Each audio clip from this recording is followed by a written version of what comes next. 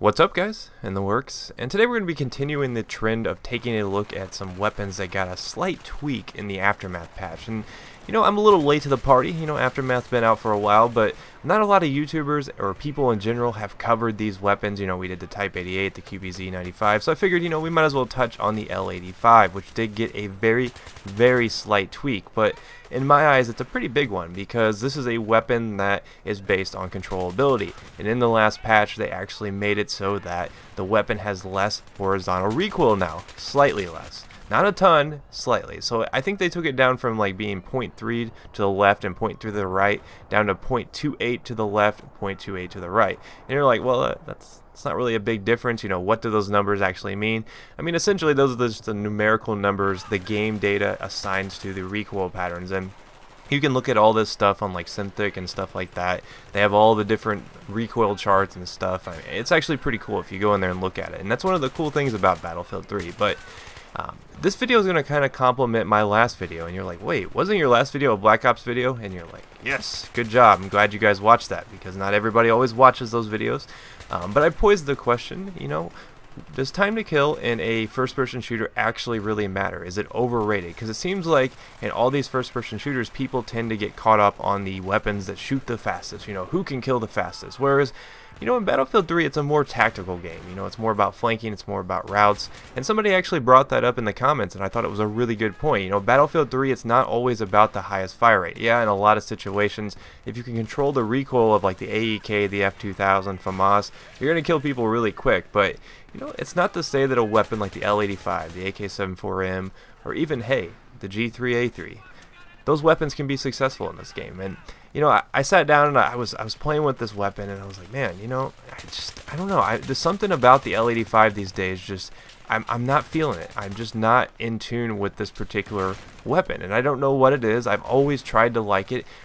I don't dislike it, don't get me wrong. I feel like it definitely has a lot of usability. It has a very distinct purpose, and that is medium range fighting.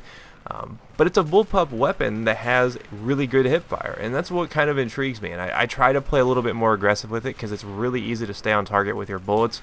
But I tend to find that the fire rate of 650 rounds per minute, and the fact that, yes, it is a bullpup weapon, which means it's going to reload much slower, and that's a characteristic that's even true in the real world.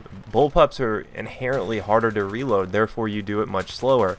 And it gets me into trouble in a lot of situations. And it's strange because, the AK-74M and the L85 are essentially the exact same weapon, except one is the bullpup. The L85 is the bullpup version of the AK-74M in this game. It's just reskinned. Now, I'm not saying obviously in real life, I know there's a difference, but in the game they are essentially the same. They both shoot 650 rounds per minute, both have the same bullet velocity, same damage. All those stats are pretty much similar. So when they made this weapon, it was essentially a reskin of the AK-74M, but the L85 I think does have a slightly better controllability because the AK-74M has a little bit more bounce up and to the right, and that tends to get you into trouble, whereas if you're at longer ranges, the L85 will do better. But I find that something about the AK-74M to me just makes it feel better. It just feels like a better weapon in my hands. I don't know what it is. Honestly, it just must be personal preference. But L85 is definitely a lot better than it used to be. That subtle horizontal recoil change makes it a lot more controllable now.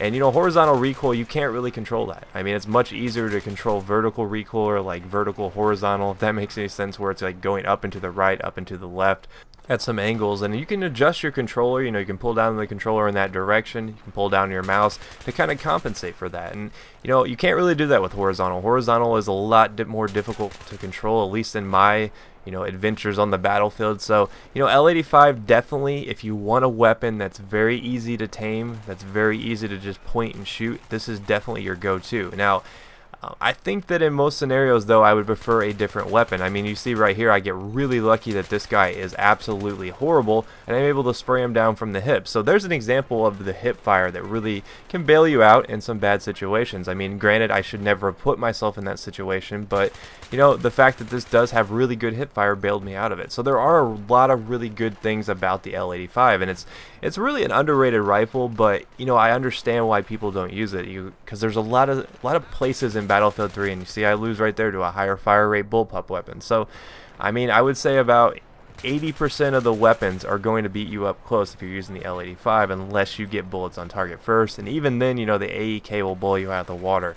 Because I was finding that I was getting beat a lot in gunfights, and I was like, man, you know, it's got to be the fire rate. So you do have to adjust your playstyle just a tad if you want to be successful with this, because you can't play like you got an M16 out on your back. You can't play like you've got an F2000. You've got to play like you've got an L85, which shoots super, super slow. So hang back a little bit, pick people off, be smart about your reloads, because reloading can get you into problems.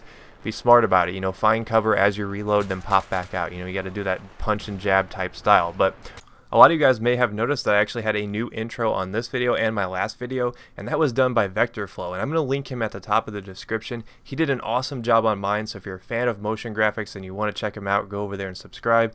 And also, if you missed any of my last two videos, here's a chance to catch up, and I'll see you guys next time. Peace.